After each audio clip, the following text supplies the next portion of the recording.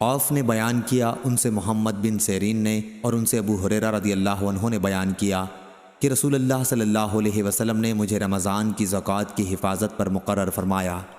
رات میں ایک شخص اچانک میرے پاس آیا اور غلے میں سے لب بھر بھر کر اٹھانے لگا۔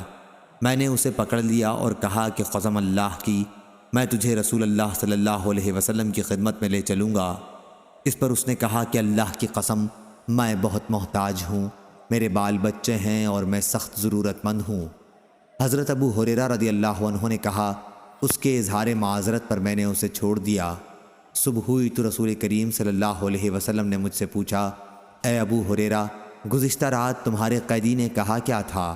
میں نے کہا، یا رسول اللہ، اس نے سخت ضرورت اور بال بچوں کا رونا رویا، اس لیے مجھے اس پر رحم آ گیا اور میں نے اسے چھوڑ دیا۔ آپ صلی اللہ علیہ وسلم نے فرمایا کہ وہ تم سے جھوٹ بول کر گیا ہے، ابھی وہ پھر آئے گا۔ رسول کریم صلی اللہ علیہ وسلم کے اس فرمانے کی وجہ سے مجھ کو یقین تھا کہ وہ پھر ضرور آئے گا، اس لیے میں اس کی طاق میں لگا رہا، اور جب وہ دوسری رات آ کے پھر غلہ اٹھانے لگا تو میں نے اسے پھر پکڑا اور کہا کہ تجھے رسول کریم صلی اللہ علیہ وسلم کی خدمت میں حاضر کروں گا، لیکن اب بھی اس کی التجا وہی تھی کہ مجھے چھوڑ دے، میں محتاج ہوں، بال بچوں کا بوجھ میرے سر پر ہے، اب میں کبھی نہیں آؤں گا۔ مجھے رحم آ گیا اور میں نے اسے پھر چھوڑ دیا۔ صبح ہوئی تو رسول کریم صلی اللہ علیہ وسلم نے فرمایا، اے ابو ہریرہ، تمہارے قیدی نے کیا کہا؟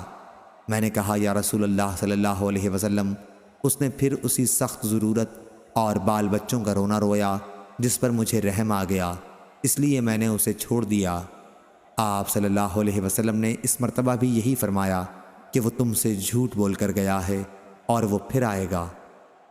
تیسری مرتبہ پھر میں اس کے انتظار میں تھا کہ اس نے پھر تیسری رات آ کر غلہ اٹھانا شروع کیا تو میں نے اسے پکڑ لیا اور کہا کہ تجھے رسول اللہ صلی اللہ علیہ وسلم کی خدمت میں پہنچانا اب ضروری ہو گیا ہے، یہ تیسرا موقع ہے۔ ہر مرتبہ تم یقین دلاتے رہے کہ پھر نہیں آؤ گے، لیکن تم باز نہیں آئے۔ اس نے کہا کہ اس مرتبہ مجھے چھوڑ دے تو میں تمہیں ایسے چند کلمات سکھا دوں گا جس سے اللہ تعالیٰ تمہیں فائدہ پہنچائے گا۔ میں نے پوچھا، وہ کلمات کیا ہیں؟ اس نے کہا، جب تم اپنے بستر پر لیٹنے لگو تو آیت الکرسی، اللہ لا الہ الا هو الحی القیوم پوری پڑھ لیا کرو۔ ایک نگران فرشتہ اللہ تعالیٰ کی طرف سے برابر تمہاری حفاظت کرتا رہے گا اور صبح تک شیطان تمہارے پاس بھی نہیں آ سکے گا۔ اس مرتبہ بھی پھر میں نے اسے چھوڑ دیا۔ صبح ہوئی تو رسول کریم صلی اللہ علیہ وسلم نے دریافت فرمایا، گزشتہ رات تمہارے قیدی نے تم سے کیا معاملہ کیا؟ میں نے عرض کیا، یا رسول اللہ صلی اللہ علیہ وسلم، اس نے مجھے چند کلمات سکھائے اور یقین دلایا کہ اللہ تعالیٰ مجھے اس سے فائدہ پہنچائے گا، اس لیے میں نے اسے چھوڑ دیا۔ آپ نے دریافت کیا کہ وہ کلمات کیا ہیں؟ میں نے عرض کیا کہ اس نے بتایا تھا کہ جب بستر پر لیٹو تو آیت الکرسی پڑھ لو، شروع اللہ لا الہ الا هو الحی القیوم سے آخر تک۔ اس نے مجھ سے یہ بھی کہا کہ اللہ تعالیٰ کی طرف سے تم پر اس کے پڑھنے سے ایک نگراں فرشتہ مقرر رہے گا اور صبح تک شیطان تمہارے قریب بھی نہیں آ سکے گا۔ صحابہ رضی اللہ عنہم خیر کو سب سے آگے بڑھ کر لینے والے تھے۔ نبی کریم صلی اللہ علیہ وسلم نے ان کی یہ بات سن کر فرمایا کہ اگرچہ وہ جھوٹا تھا لیکن تم سے یہ بات سچ کہہ گیا ہے۔